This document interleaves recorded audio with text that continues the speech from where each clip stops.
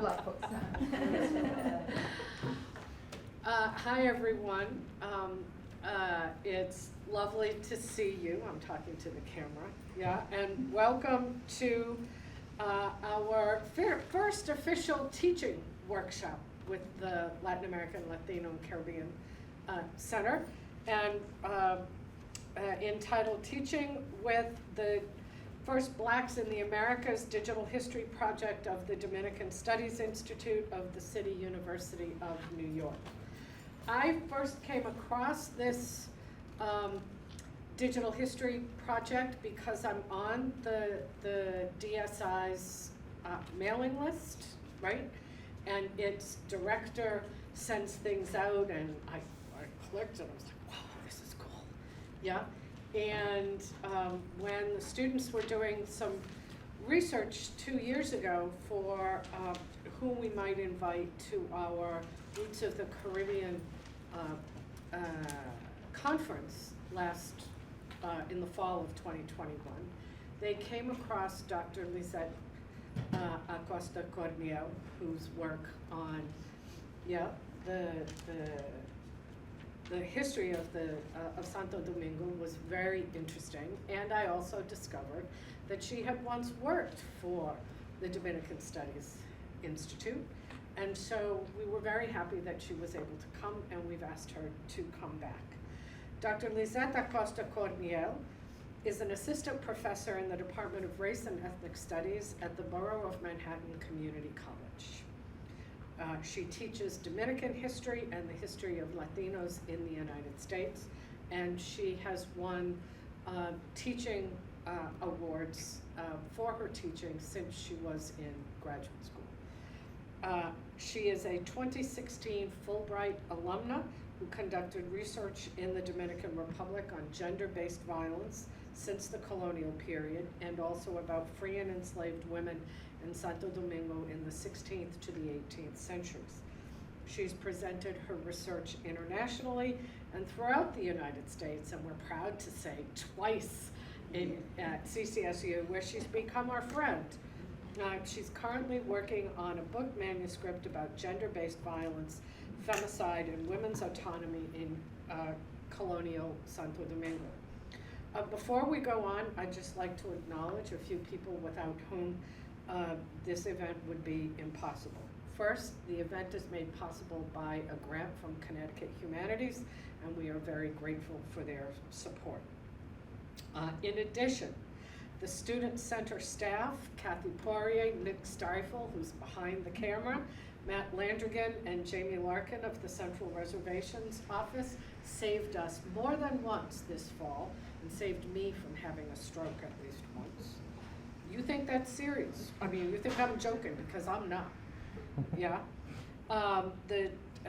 Nick is the technical support assistant from the Student Center, and John Dillon and everyone else in catering has helped with this event and a whole series of others.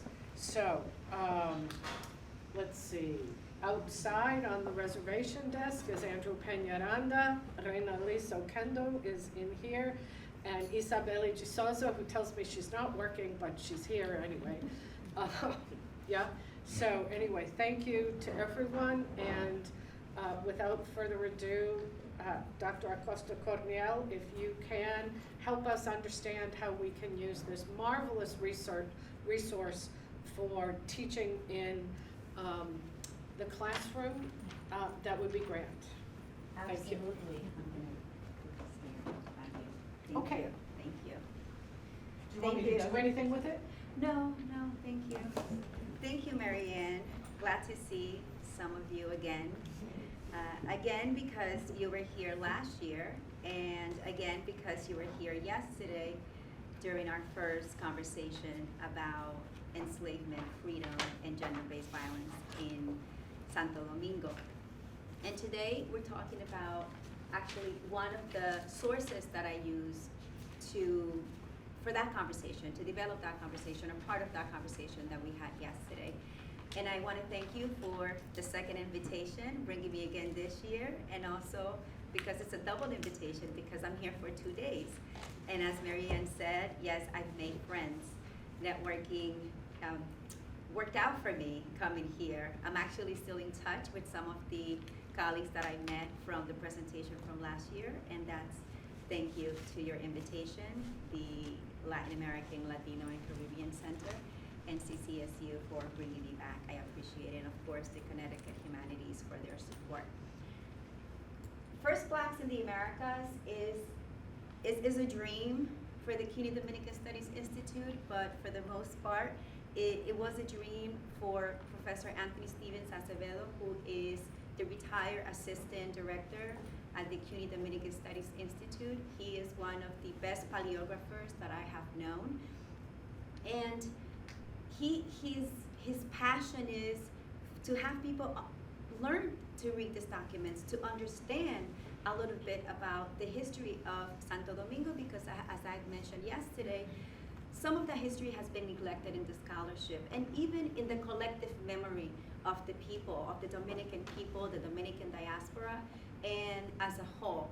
And therefore, he presented this idea, and it was well received by the Institute. It was also well received by several institutions that sponsored the project, and that includes the City University of New York as an institution, City College as the college that houses the CUNY Dominican Studies Institute, el Ministerio de Educación, Cultura y Deporte in Spain, the Colin Powell School for Civic and Global Leadership at the City University of New York.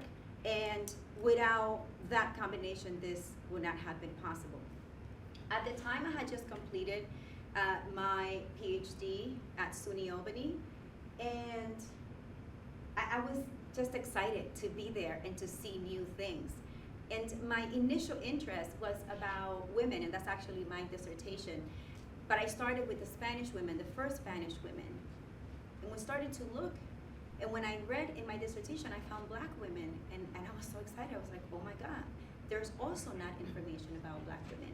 And that is how I became involved with the First Blacks in the Americas project. And as a result of that, I became the associate researcher for the project. And one of the things that excites me about this and having this conversation with you today is the fact that when we look at a website, many times we go to a website because we know exactly what we're looking for. Sometimes that works with shopping, but not often, so you walk out with more than what you intentionally went to buy. And that's exactly what I want you to do today. I want you to walk out with more than what you intentionally came to get, right? Because you probably, some of you, I said before, you've been here, so I hope that you have been curious enough to click on the website and look at it. And yeah, that's fine, I appreciate that, and that's what we do. But when you come to the website, or any website, we see the tabs. And this is what I mean by you go to buy something, you go for something of interest.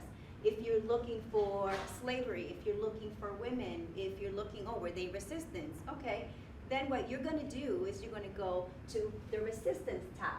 You're gonna go to the arrival tab to find out when the free and enslaved Blacks arrived. And that's absolutely fine. Except that when we do that, if you go to, let's say, arrival, okay? Let me see if I can remember what Nick's, his instructions, okay. Let me click, oh, I might not be able to do it from presentation. If I wanna click within, I know what I'm gonna do. Or Okay. pop out of the PowerPoint and I'm gonna into, bring in the website, because First Blacks, can't see well, see.org. I was clicking on the photo, did it come? you were clicking on the PowerPoint? Yeah, I was clicking on the PowerPoint. Okay, so this is what we want. When you click, for instance, on arrival, and that's where you go to that information, and you forget about all of the other tabs because you're not interested in the rest of that information. And for the First Blacks in the Americas, most people are interested in going to the resources because this is where you find the archival manuscripts that I showed yesterday. Oh, I always find it under About First Blacks. Okay, You know. well, if you go. But I'm shopping like that too. Right? Well, you have content and you have the purpose, and that gives you see archival manuscripts, you have them here too. We also have them under resources, and you go under archival sources. Most people who come to resources go to archival sources, and Okay. there it is. Others are gonna come to the search corner. And if you heard me speak about the free black woman from the hospital, who was the woman who founded the first medical-like facility, then you're gonna say, okay, I forgot the manuscript number that she mentioned. Let me type in hospital. And you go to the search and you type hospital. It brings you to that document.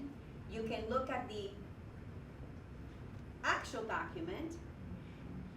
So Isabelle, this is exactly what Brazilian manuscript documents look like. Yes. Up until like the 20th century. Absolutely. They're in Portuguese, but they look identical. Now, can you, Zoom? yeah, can you zoom?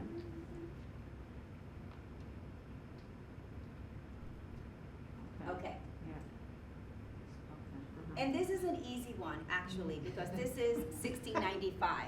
We're gonna look at others, okay? Now, you're shopping. I like your definition of easy. Well, yeah, you're No, right. I Yeah. agree, it's very clear. Compared to the ones that we looked at yesterday, we're gonna look at those. I want you to try to take a photo with your memory now. And, okay, so fine, you found the document that you were looking for. You go to the transcription, because now you can read it in the Castilian Spanish. Sylvia went, ah. Now you can read it in the Castilian Spanish that it was written in 1695.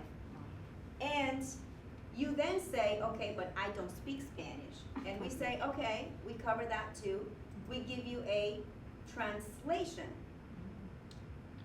so that you can put things into context, right? And we give you a commentary.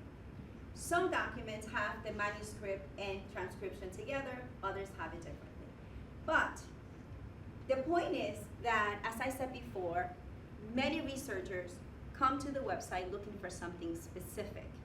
And then you leave the site and you miss out on other things that are also important that can contribute to your research, to build context, to add to the contents that you want to produce, or to use it for something else, which is what I would like you to do today. With that said, Lisette, yes, is she another black woman without a name? the black woman from the hospital, yes, absolutely. She is another one without a name. So, and I'm gonna walk you now through all of the things, and I'm gonna do that quickly because you can do this on your own, and then we're gonna get to the exercises that you can do using the website. As you can see here, we have About First Blacks, we have Arrival, we have Demographics, we have Economy, Resistance, Manumission, Women, and Resources. And under Resources, we give you links to secondary sources, we give you a bibliography, we give you other digital resources that you can use. And if you're stuck trying to understand any other archival paleographic document beyond First Blacks, we also give you the opportunity to try to learn paleography by introducing you to the Spanish paleography tool. How can you learn paleography using the Spanish paleography tool? Well, and this is what I meant that looked easier, because this that you see here, it's a little difficult. Yesterday we did an exercise, just a quick demonstration for the people who were there, with the first document. I'm gonna pick this one, 1574, which is the third document. I'm gonna click, see what I mean by that, the one about the free black woman from the hospital looked easier because it looked a little bit, it was clear That looks like Arabic. compared to this. Well, let's see. Anyone in here recognizes at least one word in this Nobre. document? Or nobre or nobreza, en nombre de, En, en, nombre, oh, nombre. yes, De Francisco, don, don, doña, doña, doña Francisca. Francisca. yes, Oh. okay? So this is what the paleography, you're smiling, I like that, because it's almost as if you discover like, wow, like, you know, what is that? That's exactly the reaction that I like to see. Mujer. I love it. Yes. Sí, mujer. I see, So, Anyone the early else? 16th century Portuguese and Brazilians wrote exactly like this. I see, I think I Exactly. see pobres. And in English too. No, sobre, Sobre, about, yes, I thought it said poor, but is this that terzo before? De terzo? and Torres, Torres, last name good Torres, boy. okay? Yesterday was easier to read. Casa, is that casa? Casa down? I don't know which one you're referring to, but let me now just go for a few seconds so that you understand and also the audience understand how exactly to use this to learn. And what are some of the techniques that I applied when I was looking for the document that I used to write my dissertation, which I was telling the story before. I was looking for it for weeks. I was flipping on a microfilm, and finally when I found it, you know how you read Francisco and it was actually Francisca? And I'm looking and I'm there and I'm like, oh, it says sangre, blood. It says mucha, a lot. And it says killed, Catalina, that's like the woman I'm looking for. And then it said Francisco Bravo. That was her husband. And I started yelling in the library.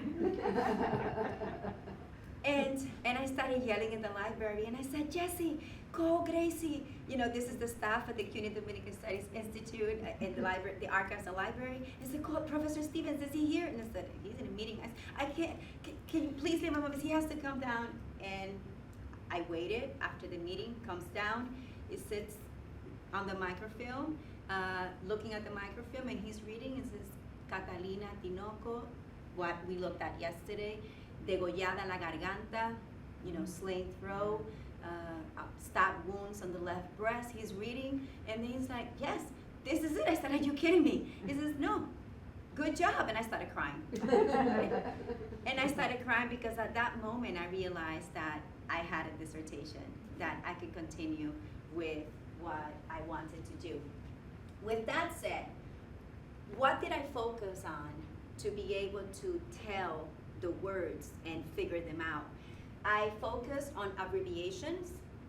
That was very common back then. Abbreviations in paleography is one of the top things. I focused on names, and because I was looking for a document specifically about Santo Domingo, the city of Santo Domingo, because that's where I already knew that Catalina lived, I was looking for Ciudad de Santo Domingo City. So basically, that was, I was on a tunnel vision, looking for those words, and that really helped me. In this case, we actually also give you a description of the manuscript, this one here. You see at the top with the arrow? This is how you're going to start. And we do that for every document that is included in the First Blacks in the Americas site. You bring it down, you read the description. Oh, I love the O's too. You read the description, and then you decide if you're interested in this document. That is for the First Blacks in the Americas site. In this case, this is just for the learning process.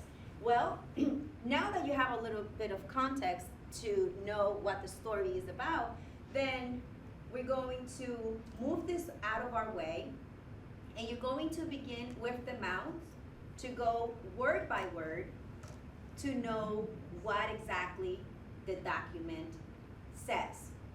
And this was possible, all of these boxes, as I clicked, here we have one box. This is Alfonso. See the abbreviation? This is Hernandez, 2 boxes. That's it. So you also need to know in that form of writing, like what the letters are supposed to look like, because that looks like a G to me. Yes, and also the F and the H were interchangeable. Oh, that's helpful. They would use Hernando or Fernando. They would, yes, that, right, like this. Okay, thank you for bringing up the issue of the style of writing. Here, when I selected the document, it So, tells me that this is cortesana. cortesana. Oh. Other documents, for instance, this is humanística, and I'm gonna click on it so that you see the difference. It's like Cortesana. I was using the source code. Well, yeah, well, like, I don't know about you, but I learned to write in Palmer method, right? This is cortesana. Now I'm gonna click on humanística. See the difference? Oh, yeah. Okay? You can read it. Now, this is just Wow. to help you if you want to take your research further. I'm gonna go back to the, But this is a different document, it's not the same document in a different font. oh no, this is a totally different document, totally different subject, okay? Let's go back to First Flags, okay? Now that I showed you all of the tabs, I'm gonna explain why it is extremely important in this case that you keep shopping. Unlike when you go to the grocery stores, you go for one thing and you come back with 20, that's not great. In this case, it's good to do that. And the reason why I say that is because now you know about the website content. Now I want you to think about the website focus, especially when you're looking to use it as a teaching tool in your classroom. Why? Because if you don't look at what's in the rest of inside the department, you're gonna miss out. And in this case, I wanna show you about maps. And I'm gonna click on maps in this website, okay? When you look at maps, you're like, okay, why are these maps here included as a subtab? Maps explains First Flags, and I quote, are useful tools in the building of our historical knowledge about societies and peoples, giving us information about the relative locations and physical environments where historical events occur. Simple. Now I want to ask you, if you were teaching with the site, give me an example of how you can use maps to build knowledge about societies and peoples, in addition to sharing just important information about the past. How else can you use maps besides just general knowledge and skipping? I would think that the maps can also tell you sort of even physical environment, like housing, right? Check. Where people live. I have my what list. the space was like. Yes, absolutely. Demographics, housing, okay? So you get that physical information, migration patterns, Right. borders, especially when maps begin to change, Yeah, that's what it says. right? Yeah. Especially when maps Right. begin to change. Yeah. That's one assignment. Right. You The use, names. And Lisette, did so in the website, you have other maps at like different time periods that you can see the change? yes. Oh, wow. Oh, no, there are great maps in here. Oh, that's Now, here under resources, Mhm. we're gonna go here to maps. Mhm. And here is a list of Oh. mainly colonial maps. And that's done in purpose.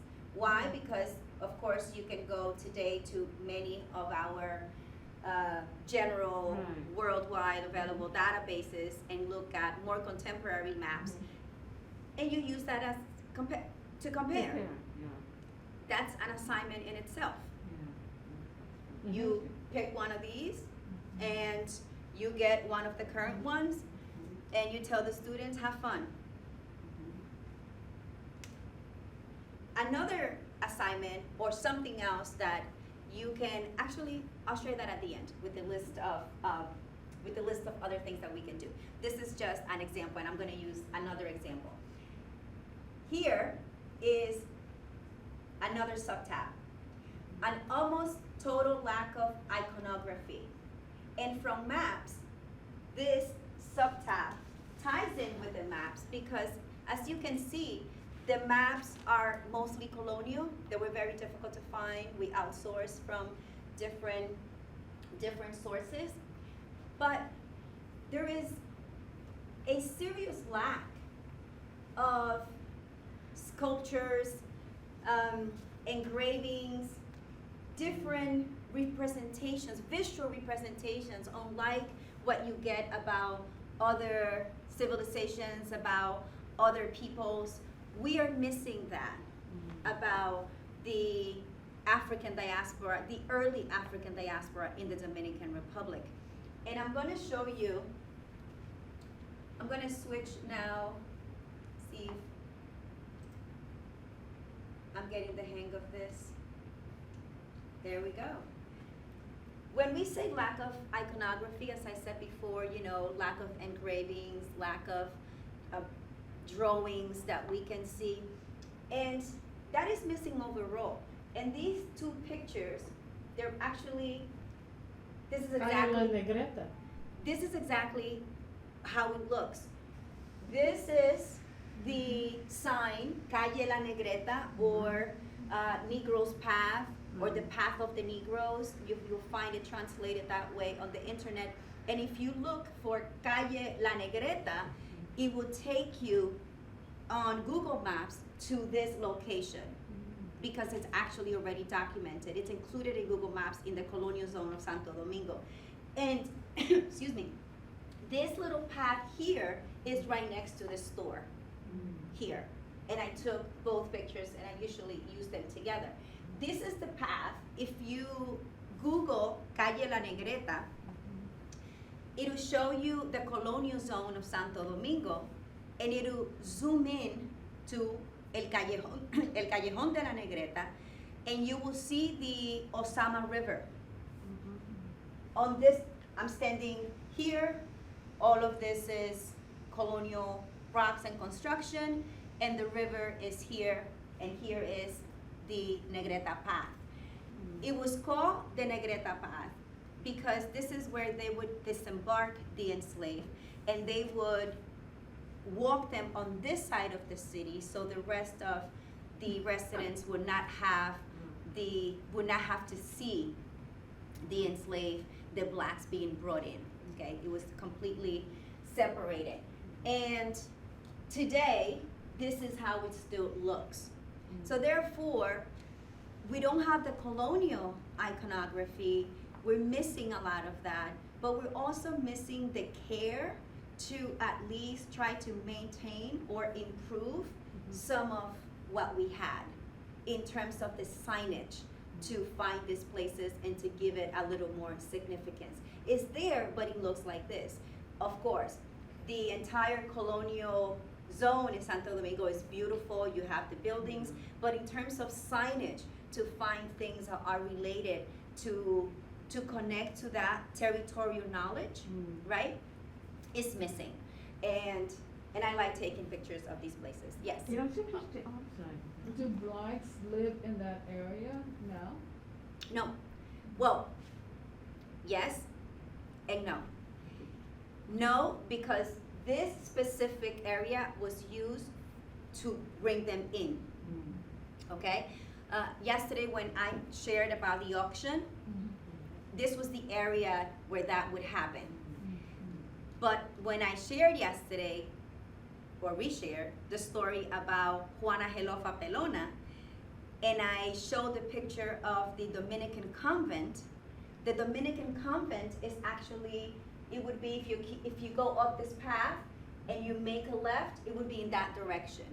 It would be about a 15-minute walk from this location, and that's where Juana lived. But she didn't live there as a free woman. She lived there because her enslavers lived there. On the other hand, in the same case, there are other women who are listed. This free black woman named Luisa Ruiz, I think it was her name, and she's listed as living in close to the municipal buildings, but it doesn't explain if she was there renting a room. It doesn't explain if she was there maybe holding the house for someone, or if she owned the house. That information is missing. But your question is extremely important, because then it leads us to ask those questions that I was mentioning yesterday. Where did they live? What did they do? And to begin to create those micro stories that we're missing. So Lisette, was this, oh, sorry. Oh, no, so we did the micro stories missing. I mean, and thinking about, you know, the lack of iconography. But I just talked to my class today about silencing the past. That this is really a way of silencing the past. Absolutely. It's important to reclaim that past. So Lisette, was this a commercial district in the colonial period? Santo Domingo? No, this part The of Santo colonial, Domingo. absolutely. It was, Santo Domingo was the first port. No, I know. And the area completely, the city, it was the most important. So the part of Rio where this took place, right? The was- Osama River? No, I'm sorry, Rio de Janeiro. Oh, okay. Yeah. Where this took place. Mhm. There's now a very interesting archaeological and historical development, but it's in a place that was a commercial district, Mhm. where there were lots of comercios, shopfront, auction houses and sales, warehouses, and so it wasn't so much a residential area as a business area. It was both, because if you go to the if you go, and I wish we had time so that I can show you the city, the way that is, because I want to move to other things on the site.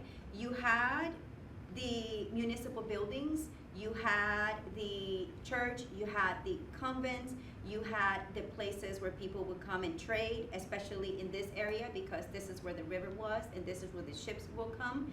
So a lot of the trading also took place and disembarked in this area, because that was one of the best access to the city.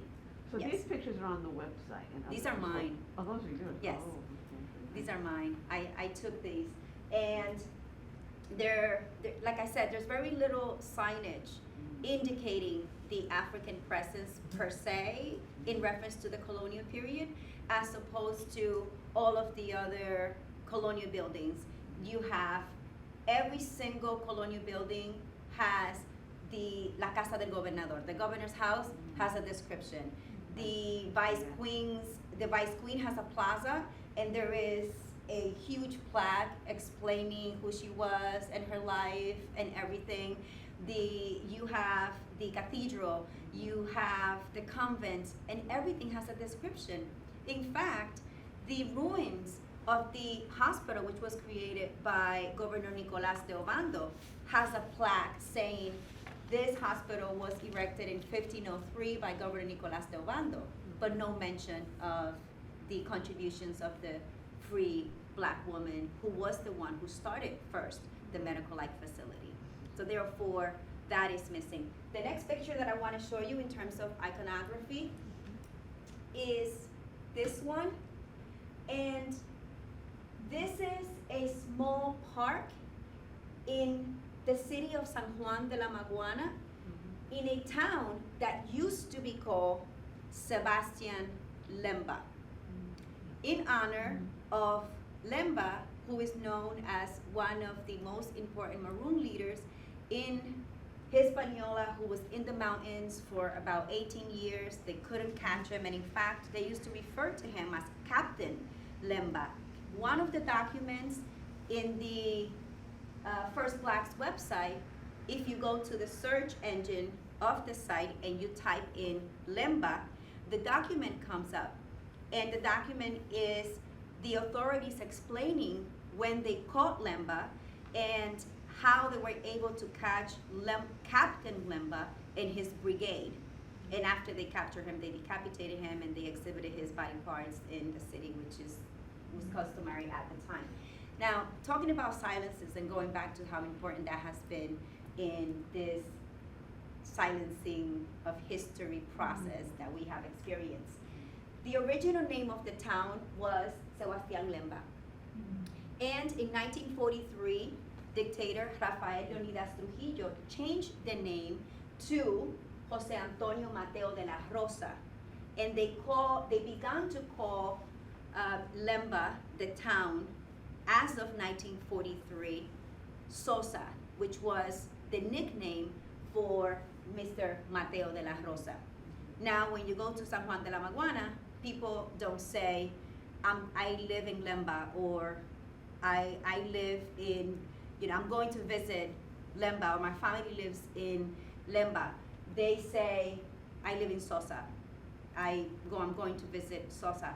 It was difficult finding the location, but we took a trip and we interviewed people, some of the elders there, and they were very gracious in telling us a little bit about the story and having a conversation with us about the project. And as you can see, there's some engraving here, which also includes some engravings about the native people at the time. The reason why they chose this area for this micro representation, which is actually important, but I find it small. I think they could have done something bigger, is because facing this small plaza are the mountains where Lemba had control of the maroon population. So that kind of one thing goes with the other.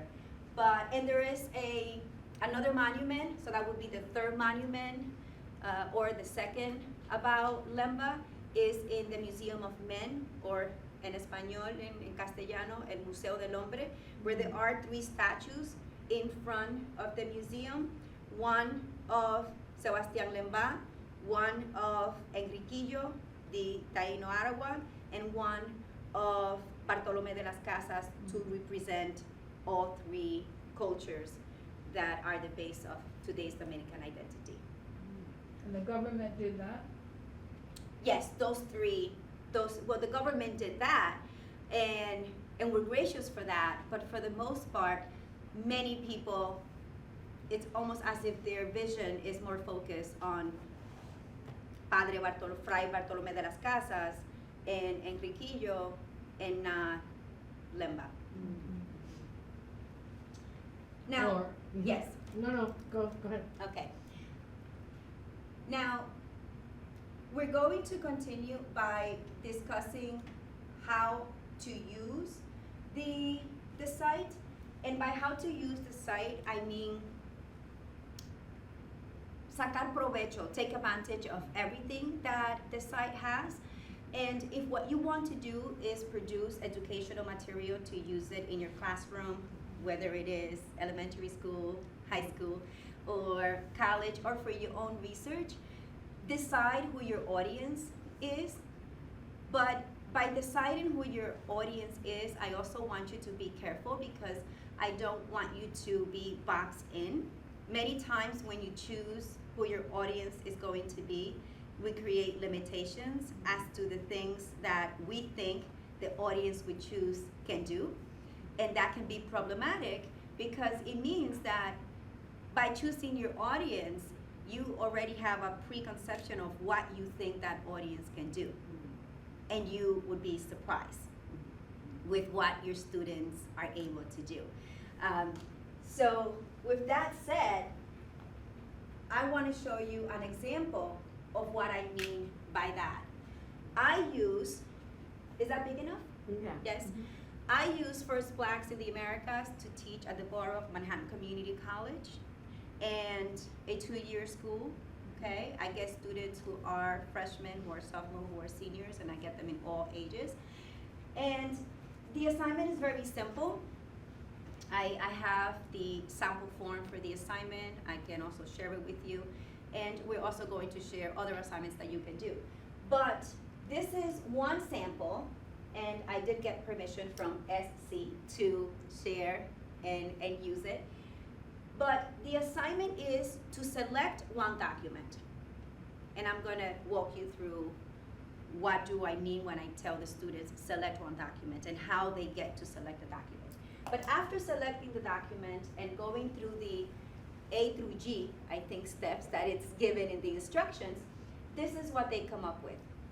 And my community college student selected document 49, which is an inventory.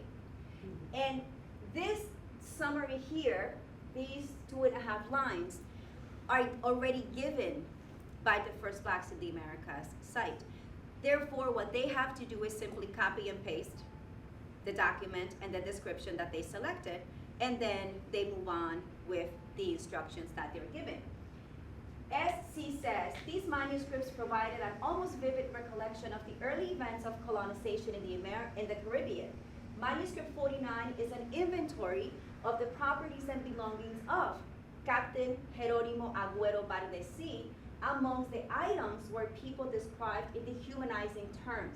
I found this document interesting because it still amazes me how one human was able to categorize another, like storage next to 2-bed mattresses and linens. The most striking knowledge that I would take away from this manuscript is the stringent laws that existed in the time period. There was no toleration for slaves committing crimes, and if you were white and owned slaves, like this captain, you were not above the law either. The control that colonial authorities had around the island made it very difficult for any other influence to emerge. So, the hatred towards slaves and what it meant to be a person of color was in fact the most dominant belief that was spread throughout the early stages of Spanish colonial in the Caribbean, colonies in the Caribbean. Although not directly, this document connects very well to societal issues that exist in the Dominican Republic today. This document explicitly exhibits the detrimental stigma that existed against people of darker skin color. Unfortunately, this is something that it is still present today. And then what we do after they have selected their document is that we talk about it in the class, and we have a conversation and a discussion about it. And for me, this totally exceeded my expectations because there's so much to talk about here. The labeling, the property, the laws. The student was able to pick up that there were laws applied both for whites and for free and enslaved blacks. We can talk about how we can historically connect things that are happening in Dominican society today, in our society here today in the US. And this is what you want. You want to be able to take this and roll the ball, right? What do you think? Yes. I don't know if you're going to explain, so when you phrase this, when you present it to your class, is it basically, and my notes are, select a document and explain what you learned from it, found significant? I mean, I'm just sort of curious about how you phrase this so you can leave it open-ended, but also give them that thing that they know they have to do. Let's see if we can do it. I tried before. Yep, there it is. Okay. Just make it larger. I'm gonna make Oh, it that's a little awesome. bigger. Okay. I can share this with you. Again, I said, from following the A through J steps, that student came up with that short essay. Yeah. And I tell them, you have to give me 300 words, you have to do at least 500 words. It's up to you, because you might wanna go through A, B, C, D, E, F, G, and go add as many instructions as you want, according to your interest, according to your subject, according to what you want to get from the assignment. By following A through J, the student was able to produce that. Does that answer your question? It does, thank you. Yes, okay.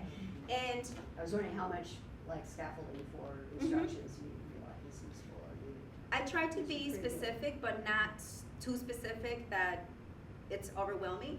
And then the steps are very simple, and I'm gonna show you the steps here. 1, 2, 3, 4, go to the First Black website, then go to Resources tab, then point the mouse to a few images. If you want to cheat, I tell them, you read one, and you pick that one, and you go with that one. Because for many students, you just want to get it over with and submit the assignment, right? But, I mean, it is true, we have to be realistic here. But what ends up happening Do we have is- to be realistic? Right? Let's ask our students. But what ends up happening is that once they get to the website, and now we're gonna go to the website. Are we there? Once they get to the website and they go to archival sources, and the instructions, right? Instruction, I think number 2 said, hover over with the mouse, read a description, aha. If you wanna get it over with, you pick the first one and you move on.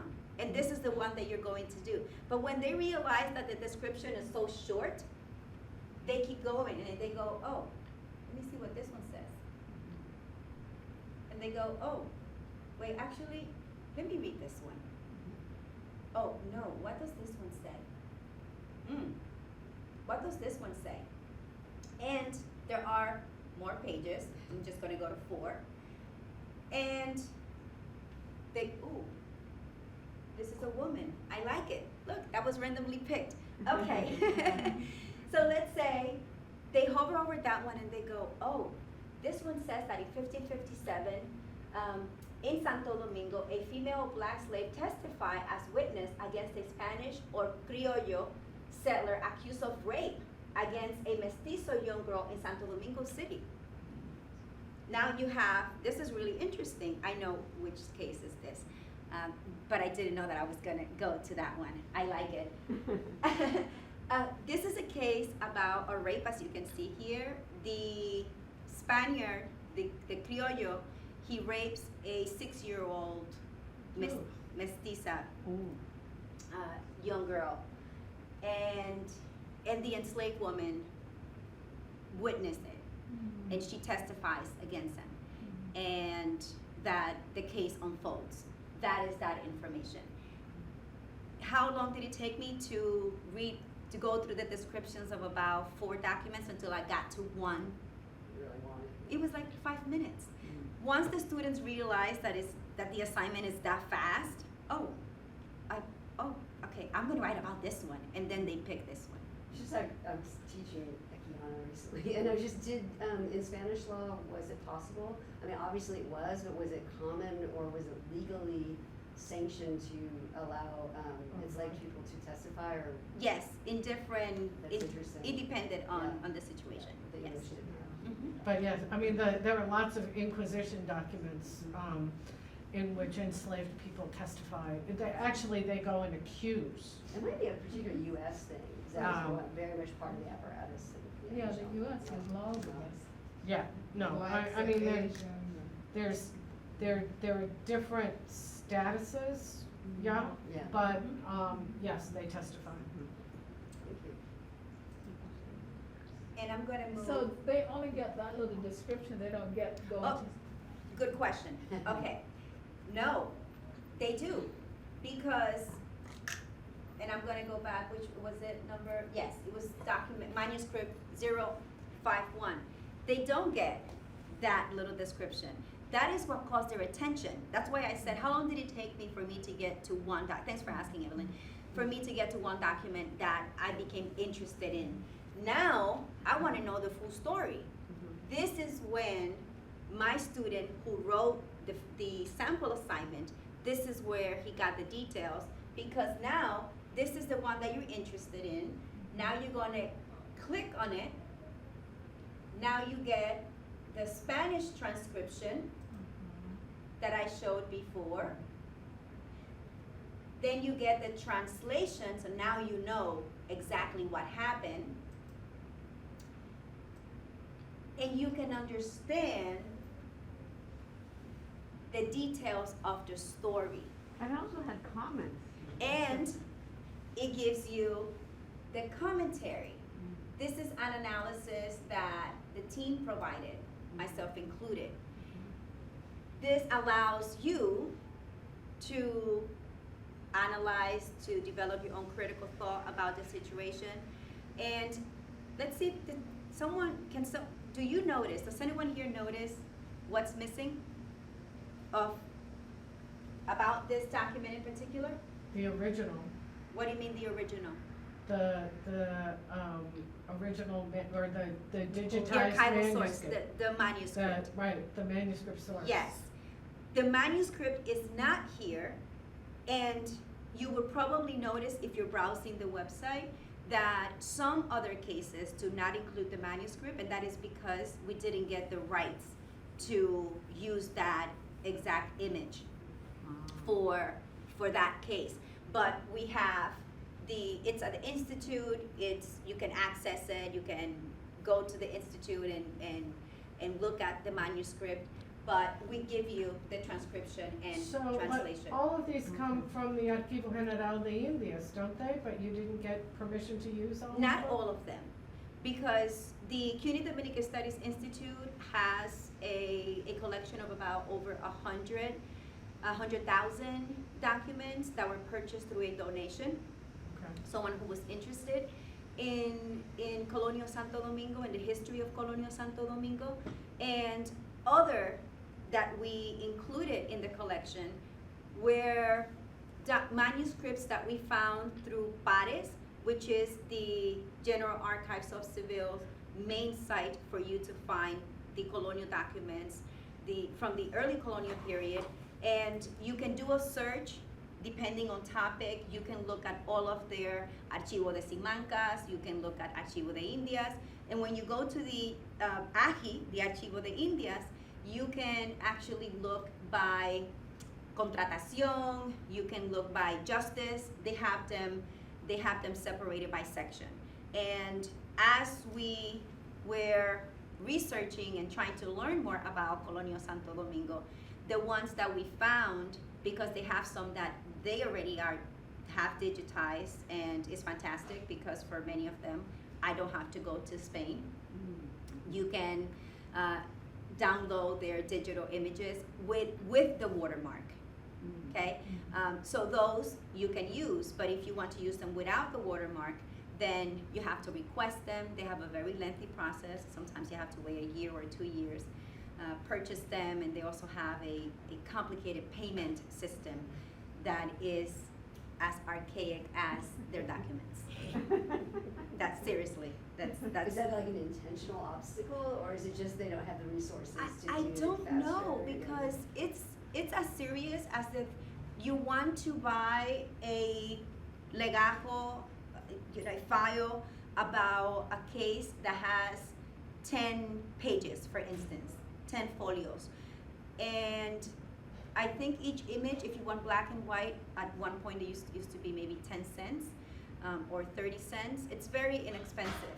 However, in order for you to purchase it, you have to make a wire transfer to one of Spain's bank, and then they have to send a receipt to the AJI, and then the AJI sends you something else, and the transfer costs about $60. So you pay them, and you also have to pay the bank, and you end up paying $70, $75 for what you could have paid 60 cents. So some of it has to do with government wire transfer issues, and some of it has to do with intellectual property protection, right? Like national patrimony, or Huh? like nationally, or like, it sounds like the government's Yeah, doing a and lot. also, Sorry, this is well, a so totally different issue. for example, if you, No, In it's the- important because it's all in the part of the National research Archive process. of, the National Library of Austria, right, you can download for free a certain version of images. Like they do. Right. They have the same option. But if you want a reproducible version, so some of it's like, you know, textbook producers and lots of authors who are going to go off and publish and make a lot of money, you know, we'll just take things for free. Well, I have a former student in Brazil who, frankly, I showed her some images and it's now on the cover of one of her books and there's no thank you anywhere to anyone. And she didn't understand why I was upset at her dissertation defense. Yes. But, What happened to the guy? oh, yeah, more But we'll have to read. Let's get back to the point. We have to Let's read get the back to the it's point. interesting You know, 'cause I'm like a student, I wanna know more. I know, I read it, I can tell you probably more than 14 times, and I don't remember exactly what happened to And the him in unfortunate the thing about case. historical Like, documents is yeah. it very frequently never lets you know. It's like, It's just the testimony and stuff. but it is, I do have to warn you, it's very explicit. It's very explicit. And when some of the students have reported on the case, they document that in their response, saying, I started to read the case because it caught my attention. It was a rape case and it was an enslaved woman testifying. But then I was reading it and I had to stop and I couldn't believe that that happened because it's actually very graphic. I can say that. That I do remember Yeah. from the details, okay? Yeah. But. No, there are a lot of historical documents that are very, very graphic. Yes, it's very graphic and unfortunate. I want to move on to discuss what are some other assignments, which is probably what you want me to get at. It's like, okay, we want to be done already. What are some other assignments that we can do? And I did say before I share briefly, I introduced you to the small assignment, the short assignment about the maps and the assignment with the missing of iconography in or about the Dominican Republic. I created a list of assignments that you can produce. I'm going to read them, and if you want me to explain how to exactly produce, and that takes me back to your question before, you know, it was excellent because you said, how do you get them, you know, the scaffolding for this assignment? I'll explain each one. I have paper here because I'm gonna have you do an assignment on site, okay? We're gonna do it here, and we hopefully get it done before we're done. The list of assignments that I think could be produced, and of course, we accept suggestions so that this list can continue to grow. If you're here and you would like to include something and you say, oh, you know, maybe we can do, in addition to this, we can do this other assignment, please, I'll highly appreciate it. One of the assignments is, one, you can select a document, very simple, and compare it to other enslaved societies. You can have the student choose the enslaved society of their choosing. If you want to make it more diverse in the class, that way you have, rather than assigning just one specific geographical place, then, or maybe if you teach about a specific place, then in that case, it would apply that you say, well, this class is about South X. This class is about the Caribbean, specifically Anglophone and Francophone, then use that for comparison. That would be the first assignment. The second one is to select a document and provide an analytical response and also discuss how the document may relate to current issues, which is, in parentheses, it says sample provided. That's the assignment that we complete, that we looked at here. That's the second one. The third one is the one that we're gonna do in class. Oh, I said class. That we're gonna do here. That we're gonna do here. Select a document, thank you. Select a document that mentions a free or enslaved Black person and write a profile about this person or about them. You may use other sources to produce your content and context. That's what we're gonna try to do. You can recreate the timeline of events by adding visual representation. What do I mean by recreate the timeline? I'm going to minimize here, and I'm gonna go back to first class. If you go to resources, you go to timeline, it gives you a timeline of events that occur in Santo Domingo. That's what I mean when I say recreate the timeline as an assignment. Create a comparative timeline. Again, select another enslaved society in Hispaniola. The next assignment is, it's interesting because the students, and it's easy because you can do it with Google Maps. Using Google Maps, map the locations provided in the image gallery under resources. What do I mean by that? Again, I'm gonna go to the first class. I'm gonna go to resources.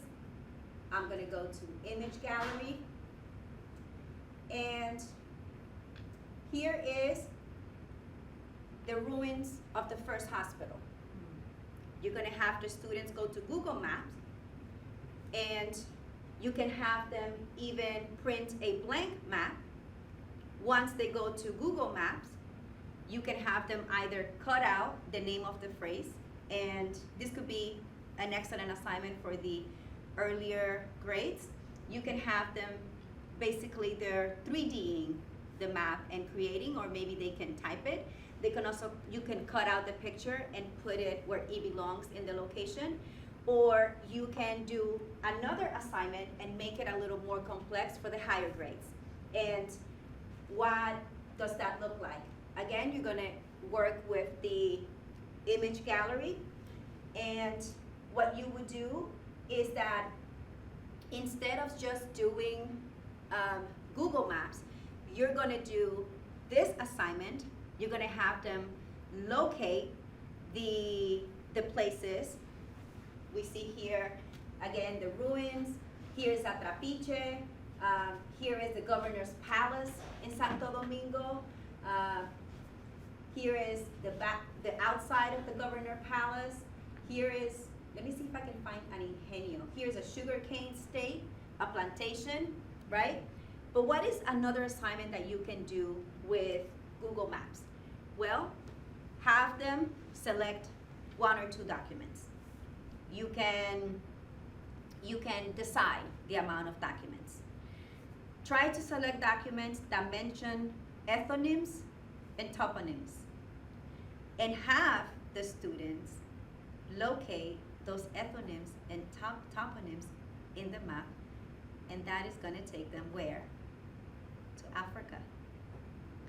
It's gonna take them to locate where in Africa, if they're looking for an ethnonym, which is related to the ethnicity of the enslaved or free person, because the description might say, as perfect example, the inventory, Catalina Brang. Then you're gonna look for Brang in Google, and Google's gonna tell you, or you can use David Wheat book, you can use Eltis book. These are some of the books, Gwendolyn Minloho.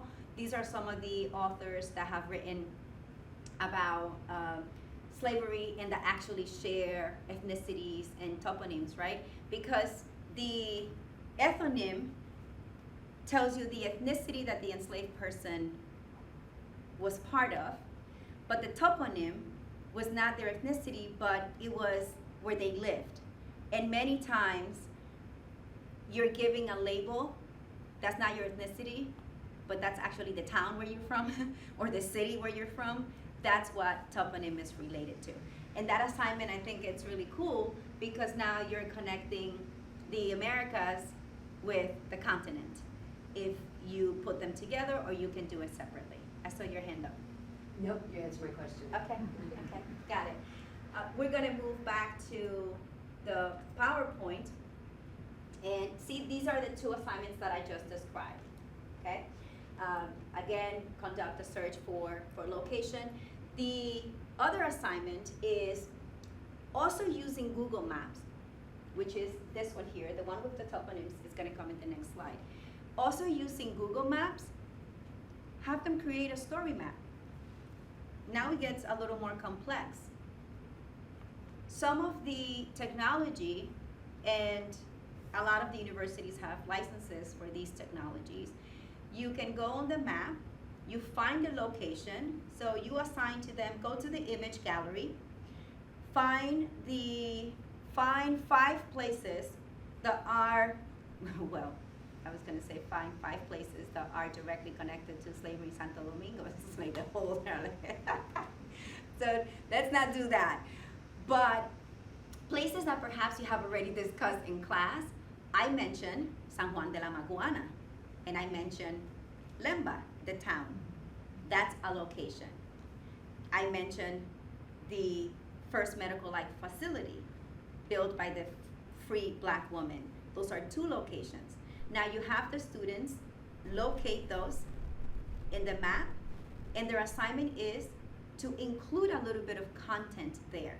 That way, if there's a website, it's available for someone who wants to know about the African heritage in Santo Domingo. And they just created something for the world to see as a project. It could be done as a class, it could be done as a group, it could be done individually. But again, you can decide how complex or how simple you want to make the assignment. And this is the one that I mentioned about the ethonyms and the toponyms. Language. You can use this assignment, especially for students whose major is any of the specialties in modern languages, for instance, Castellano, and I put Spanish in parentheses because the name of the language is Castellano, but we say Spanish, and Spanish is referring to the people. Castellano. Yeah, but we don't lisp. We don't lisp, yes.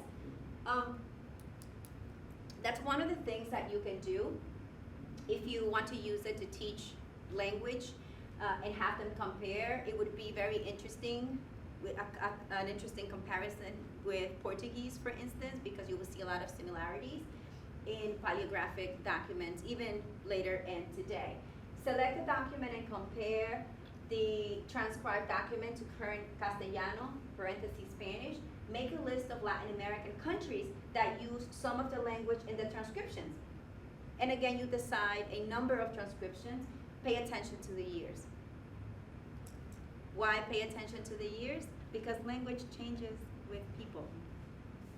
And you can have the students look at that. Religion. Browse the video selection found under resources. Select a religion or spiritual guiding faith that traditionally uses altars, and compare the contents and how they are used. Also, compare any ceremonial activity shown in the videos. Do you see similarities? Do you see differences? What are they doing? This is a very good interactive assignment because you can include pictures and also include video. Music is one of my favorite ones. Again, browse the video selection found under resources. Select an Afro-diasporic place, background from another country. Write a comparative essay that analyzes beat, rhythm, instruments, dance style, and clothes. And I'm listing here examples. Mexico, Colombia, Honduras. Samba. Necesita samba. Necesito agregar samba, right? And I included Dominican Republic, but this demonstration is from a group in New York City, the Dominican diaspora dancing. That's another activity that you can do. But they include Santeria. Did you say include? Candomblé. Candomblé and Santeria. Well, that would go under religion, Yeah. 'Cause although it has Music. music. Yes, that's very interesting because now you can make the assignment complex and then you can ask them how do they intersect, okay? which is really interesting. And I downloaded, I have to go to this. For instance, here is a sample of Afro-Mexican music and dance. So this is what I mean when I say have them compare the sounds, the style, the clothes. What are they doing? How do they do it? The feet movement. Todas las danzas son del noroeste de África. Nosotros elegimos esa región porque nos dimos cuenta a través del internet que los esclavos que fueron extraídos de allá, The makeup, the jewelry, llegaron the hasta acá. accessories, all of that is important. Entonces empezamos a indagar y This retomamos is Mexico esas danzas. and this one is Colombia.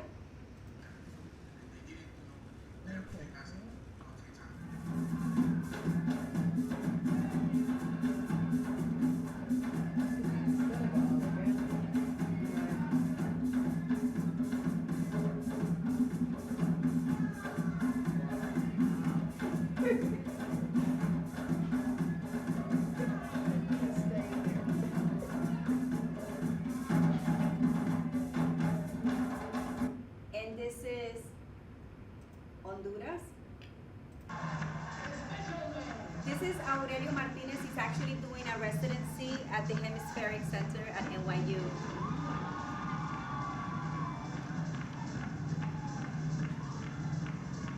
And he's wearing white.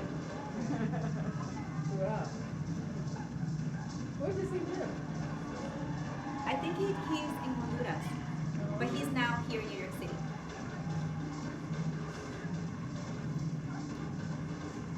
That's Honduras, and this is, do we have, this is Dominicans in New York City.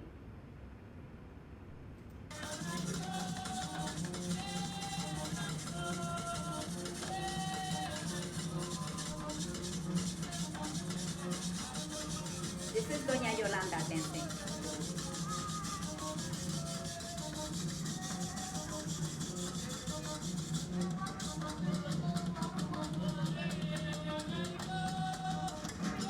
And they're playing Gaga, which is the Dominican version of Haitian Rara.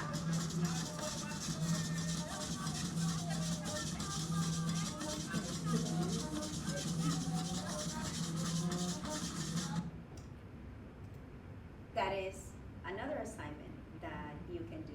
But now, yes, I think it's very interesting when you look at African dance, the sensuality of it, compared to mostly in the U.S., the Western world is much more stilted, you know.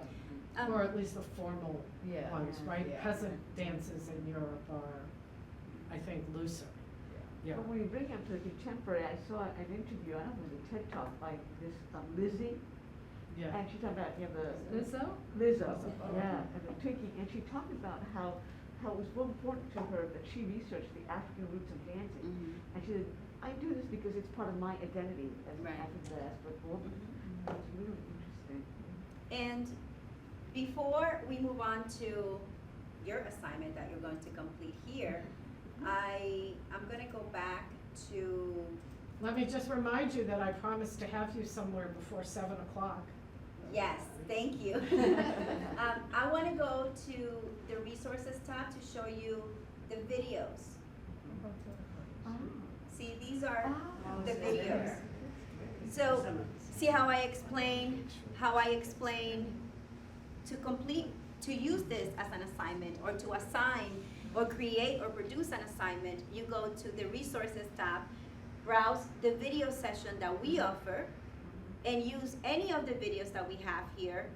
It saves time for you because it means you don't have to do the research and Google and YouTube different videos, because we compiled a series of videos for you that you can use. I just like the idea of the music, particularly the instruments, because a lot of instruments are from Africa. Yes. And so students can listen to current music from people in the diaspora, and then they can certainly connect to different African countries and the way that they are using those instruments as And well. the shapes of the instruments, how they're used, very important, very important. Now, I want to take you to the assignments that you're going to complete here. One of the most difficult things to do, and I want to go back to Read a passport. yes. To read a passport? To read a Be passport. an elementary No, school teacher. one of the most difficult things to do is to create a story with none or little resources. To give someone a voice, like the free black woman from the hospital. I'm gonna invite you to write a profile about me. And I'm gonna give you two primary sources. A primary source is a first-hand account. A secondary source was produced by using a primary source. Now, some of you might ask me to zoom in, which I will do, and hopefully that helps you. But to be quite honest, many times in these primary documents, it doesn't matter how you zoom, you still can read them. Thank you. You still can read them, okay? It is very difficult to read them. I'm gonna give you two primary sources. I'm gonna give you my passport, and the second primary source is my work ID. And I want you to write a profile, short, 50 words, 100 words, a profile that will tell someone who doesn't know me who I am, but not just who I am, who you think I am. Because remember, now you are turning these two primary sources into a secondary source, because you are creating something else based on these two primary sources. If you were to tell someone who I am, how would you do it? And Can I we go wish back to the yes, we're previous going back, one? and I wish that we could do it. Here is, do you want me to zoom in more?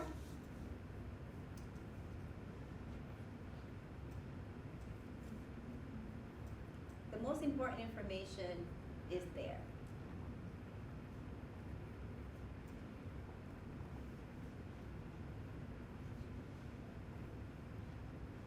And then I have a question when I go back to my school ID, my work identification card.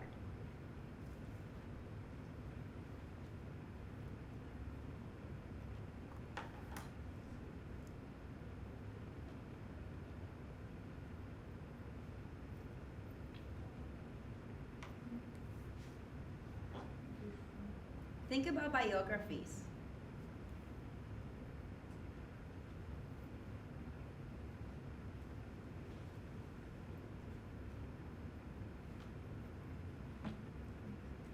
I'm gonna move the image around, and I know that this one is upside down, but I have others that are, I couldn't flip it because then I would flip the front page. I should have had two, I apologize. But I'm gonna select another one that gives you more views of my passport. Let's pick this one.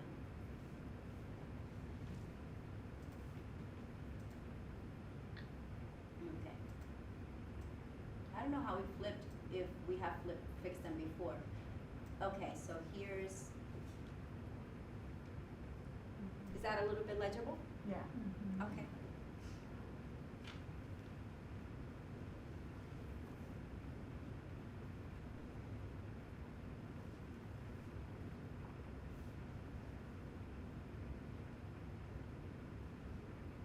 And I chose this assignment intentionally. We talked about silences. Yesterday I shared the stories of 3 women, and the primary sources that I used to create the stories of those women. To create the story of the free black woman from the hospital, I used one of the documents in the First Blacks.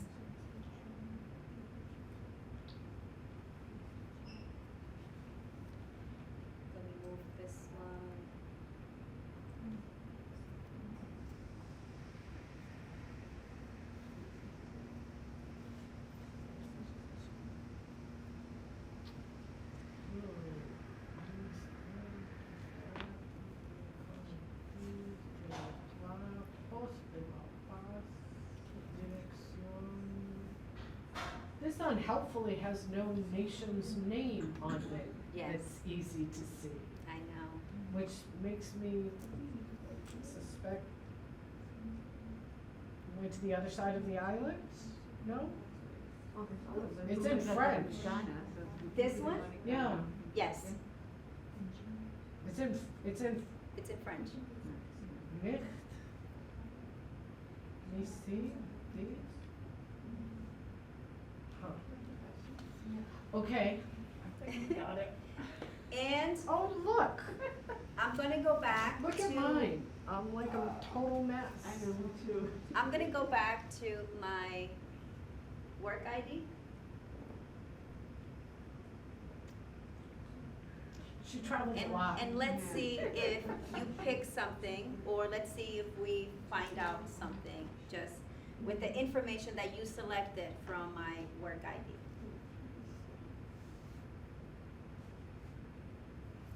Now, I'm gonna minimize this, and we're gonna find out who I am. Yes?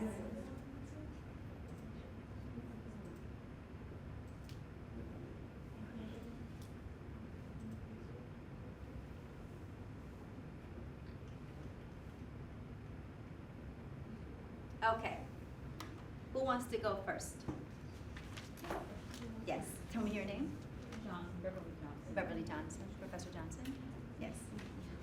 Okay, so this is profile of you. Uh-huh. It's based on visuals and some information or instructions that you gave. Mm-hmm. Now, your name for me, so Lisette Acosta Corniel. We started great. You have my name, yes. Lisette Corniel, Uh-huh. okay, is a knowledgeable, enthusiastic Black diaspora expert who has traveled in different countries as a U.S. citizen and more likely has familial links to the Dominican Republic. Guessing that. Uh-huh. She's engaged in, she's engaged in the history, and especially the colonial history of Santo Domingo. Her work involves the surfacing of history and in current times in order to give a voice to the past and to empower people with a fuller balanced picture of their present lives. Her Lovely. image reminds me of Rosa Chris. That was great. That was fabulous. Hey, Beverly, That- my goodness. I'm still working on where you went. That was great. Were you able to hear how she described who I am to tell someone? Just by looking at the material, I do have to say, I gave my passport as a primary source. And Professor Johnson said I traveled a lot as a US citizen, and that I visited often the Dominican Republic, or that I Have most familial links, that I- possibly. Probably have. most likely or possibly have familial links in the Dominican Republic. Let me show you something. Let's go back to our passport, because this is important, and this is about research, and this is about building a story. And I don't blame you, because it's hard to see, and this is what happens when you look at primary sources. But I am a US citizen, but the passport tells you that I was born Yeah, I in the have that. Dominican Republic. And when we are building these stories, many times we don't have access to the information, not because the information is not there, but because it's hard to read it. As I said before, it doesn't matter how you zoom, it's impossible. Or we don't understand it. Or you don't understand it. And therefore, we are allowed to use that language. We are allowed to use that language because you are presenting a possibility. That means that you didn't say that I was born in the Dominican Republic. This opens the door for another researcher to find out, or who wants to study and research my life, and then they can say and cite Professor Johnson. They're gonna cite your work because you created my profile first, and then they're gonna find out and say, she is Dominican, she was born in the Dominican Republic, and they add to that profile. I'll tell you what, I noticed, not that, I couldn't see that part, Mhm. but I noticed with some of the travels, they were very consistent, there was a Yes. consistency there. Yes. That's fine. Okay. Lisette Acosta was born in March 15, 1977 in Dominican Republic, Uh-huh. who is a faculty at the Bronx Manhattan Community College, according to her card in 2020-21. Numbers seem very important.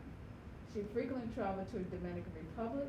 For example, on December 28th in 2015, she also traveled there several other times in 2017, in May and February 2018. She went to, in December and April of 2010, she went to Madrid. In 2022, she traveled back to the Dominican Republic. She wears her hair in curly style, and sometimes she's identified with straight. Okay, yes, of course. That's important because she had a visual of my work ID. It showed a picture. You mentioned date. You said a faculty member at the Borgman Community College as of 2021. I lost my original ID, so I had to get a copy. This is very good because we're learning how to use primary sources in the classroom and how you can hone in, how you can zoom into information and learn not to assume. Now, someone, if you want, obviously we don't have the time and we don't have the resources, this is where we become inspectors and we start digging and then you go, well, wait a minute. It says somewhere else that she was at BMCC in 2014, but then it says that she started working in 2018, and all of this information can also be found at the college's website. I was an adjunct in 2014, and then I became an assistant professor in 2018. But this is all to show you how we can use information and build a profile on someone based on primary sources. And I'm using myself as an example, and I'm using the passport and the ID card, but that is exactly what you can do when you find a nameless, free or enslaved person in the first Blacks of the Americas website. Take the ball and roll with it. I want to hear your profile. What did you come up with? I mean, we didn't write like a paragraph, we just did like facts, like what we saw and all that, and then we came up with some questions that we were gonna try to answer. Or you came up with questions. That's great. Yeah. Well, what we wrote is Dr. Lisette was born in 1977 in the Dominican Republic. One of our questions was, why did she come to the USA? According to her passport, she travels a lot.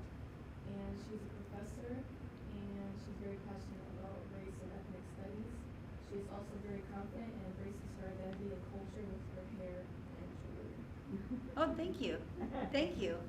And I like how you use the visuals to complement. You added the question that you want to know, now you know where I'm from, and I'm here, and exactly also how long I've been here, perhaps. Not exactly by the date that the passport was issued, because then that's something else that you can add as part of the details. But this is when I share and say, now you do the research and you Google, you go to my website and find out if any of that information is there, and you build from what you started. Maybe the answer to your question is provided in there, maybe an interview that I gave at some point, and that answers your question, right?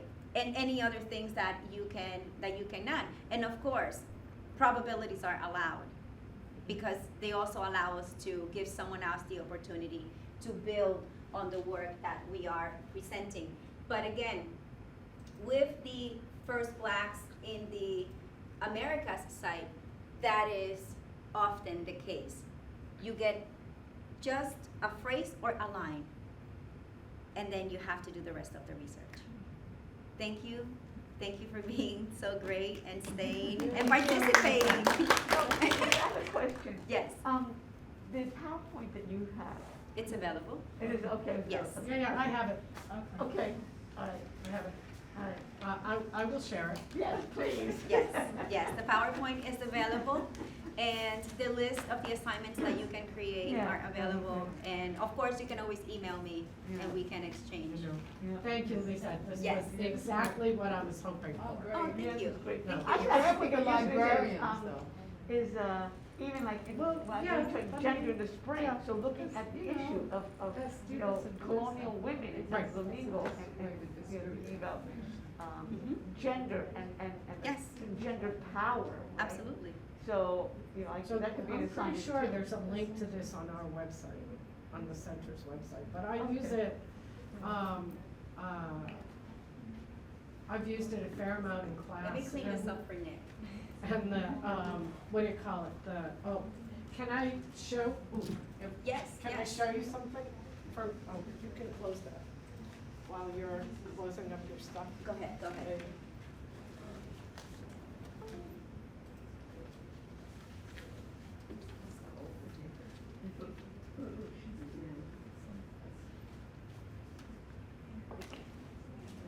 Did you come to the US to go to school? I came to the US when I was 12 with my mom as a single mother, and we've been living here since.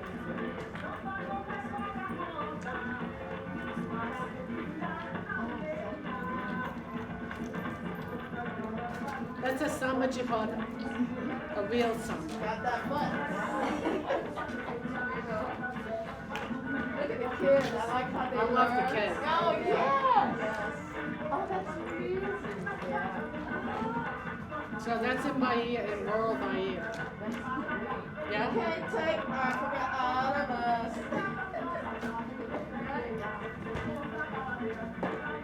Although some of us can't dance. Yeah. Well, I see and hear people sometimes who say, well, I can't dance, and then they hear the beat and you move something. Yeah. Something moves, something, Crossed my it's, mind. I said, I'm gonna see her soon, and it happened. oh, great. Isabelle, And can you share some of the photos? No, we bought, 1998, actually. Is that Cubana? Candle lit. No, condoms. You know, up the street a little way. Brazil. But, yes, we bought a That house. sounds real. One of my teach, there was a huge house that was built in 1900. We're gonna take a picture Of you guys? if that's fine. Oh, sure. It's very important candomblé terreiro or temple, one of the most important ones in the country, and it's also a national heritage site. And tonight they're actually hosting a big important ceremony. Come on, everyone. Yeah, probably better.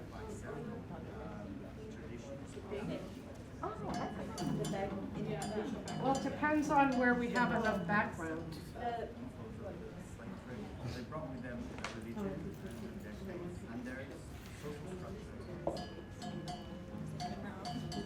In this tradition of Candomblé, we believe in one God, which is called Olumare, the all-powerful. Yeah, it has an apostrophe where there should be, it has like a possessive where there should be no possessive. What about the kid that's not? In candomblé, Yeah, the get day Andrew to come in. Andrew. There are hundreds of them, reflecting different manifestations of God. Fire, Thank you, water, thank you for coming. Oh, yes. It's fun. Thank you for coming. When your wishes come to us through their phones, I, they dance, the, believes that the actual deity, it comes to I had to do it because through that phones ran one. out. Which for us, It was like finish or die. we are able to Yeah, engage with it can be buried. For many years, candomblé was driven So underground. this is our Tradition public still relations remains machine. Okay, yes, I see that. They It's an don't let overproduction. anyone leave without a photograph. We should move that way because the chairs are here. Oh, Maybe? yes. Yeah. that was persecuted by the police and That's good. Wait, we have Speaking of public relations. flash from the, Yeah. That's fine, so we still put in here. okay. that will cover the chairs and then. I think, In the temple's design, you can still all right, see I how think we the need to temple turn was some once sideways designed so as that, a storage right? place. Yeah, so that we Yes. can. You got everything else. Smile. It used to be full of Catholic saints, and the Orishas, there's a door behind the altar, and the Orishas used to be hidden inside, okay? So the Orisha shrines, they used to be hidden inside. Thank you. Thank you, all right, then, yeah, Billy, Okay. would you email that to me, please? They were playing drums. Thank you. After doing rituals, they would be praying to the Catholic And you Good can luck also on email me. everything. Thank you, thank you. You can also email me if you have any questions, of course, and sorry again. And the Larry, Yes, Melton. yes. Marianne told me you got to go for Followers this from big all thing. I see, I haven't, like, I can't You're gonna be swim, okay. sorry. You can just Thank you for say, coming. I'm demonstrating.